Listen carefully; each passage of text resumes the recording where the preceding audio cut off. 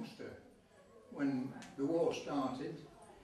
I left school when I was 14 at Easter 1939 as the war started in September.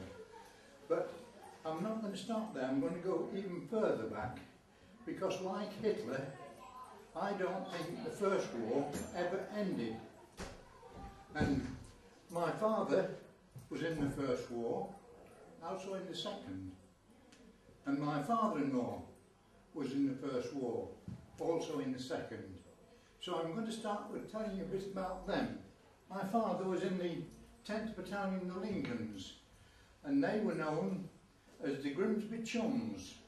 That's his cap badge, linked with the Sphinx on it. And this is a book about them, about the Grimsby Chums. I don't know if any of you realise, but there was 6 Grimsby Chums dug up in France, or northern France, or Belgium, about a couple of years ago. Arm in arm they were, but they were killed in 1917. My father wasn't there in 1917. He was wounded at the Battle of the Somme in 1916. There's a picture of my father. That's him later on in life carrying the British Legion banner. That's my mother. This is a card that they used to send to the home when he was in. All he needed was his signature. They weren't allowed to put anything on it. This is the Home Guard at Bardley. I'm not on it because I wasn't there at that time. This is anybody know Bardley? Never heard of it. Well, it's about 10 miles down the river on the way to Boston. And that's the bridge that they used to guard in the Home Guard. Those are the medals that he would have got. These are not his medals, because being the 5th child in a family of 8, I didn't get much when he died. And but I did get a pair of his binoculars. Feel the weight of those. That's only one little bit of his equipment. But all his packs and things, it must have been weighted down. My father-in-law, he was in the First War as well. He was in the Royal Engineers. That's his cap badge, the Royal Engineers cap badge. And he was in a gas company.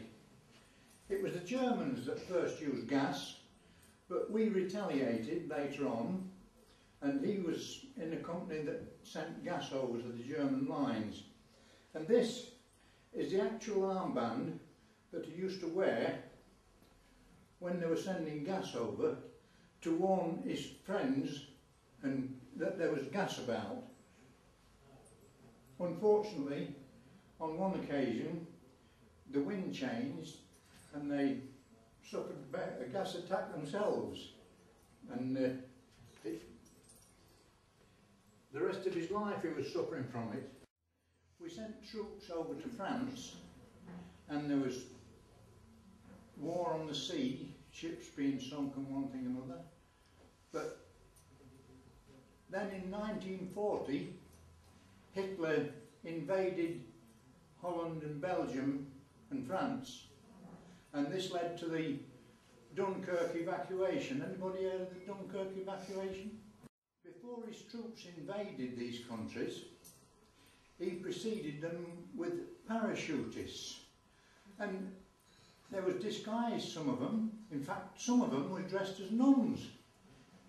And then, when we got all our troops back, Winston Churchill had taken command by then, and he thought they were going to be landing parachutists here.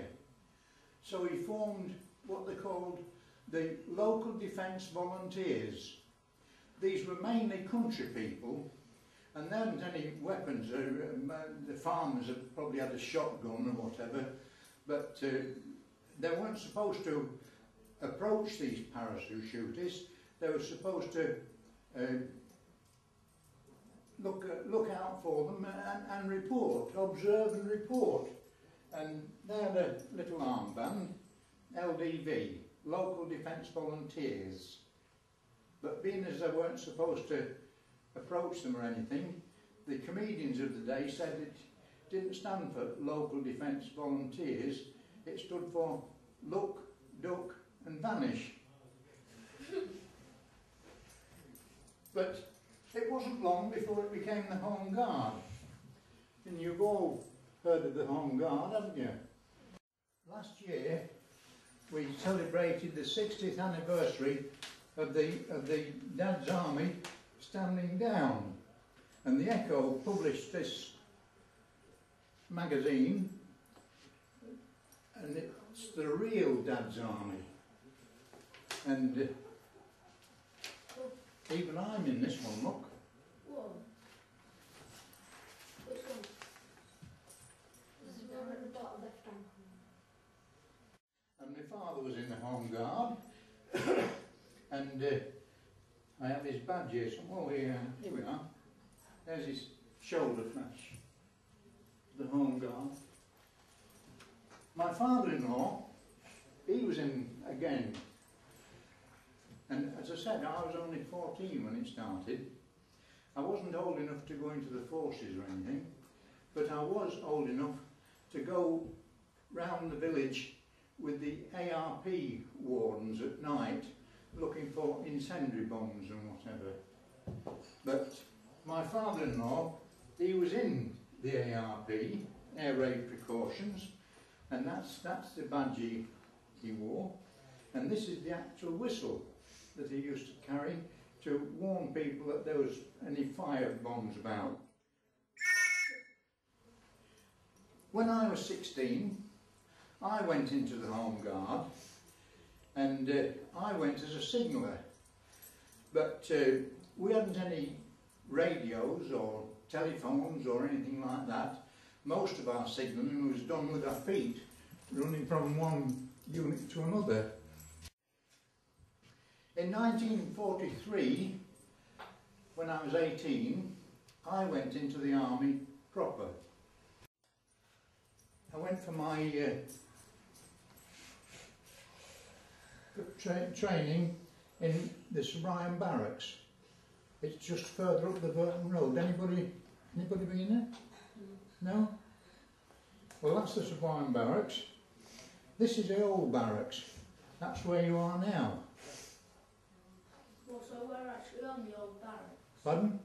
We're actually on the old barracks. You're actually in the old barracks, yes. Oh. And this is the Newport Drill Hall, where I went for my medical before I went in the army. And there was one lad that went with me. He thought he saw a way of getting out of the army or for the forces, and the MO asked him if there was any disability that would prevent him from going in the forces. He said, as a matter of fact, there is. I've got one leg shorter than the other. But the MO said, not to worry, we'll see that you're always stationed in hilly country. What?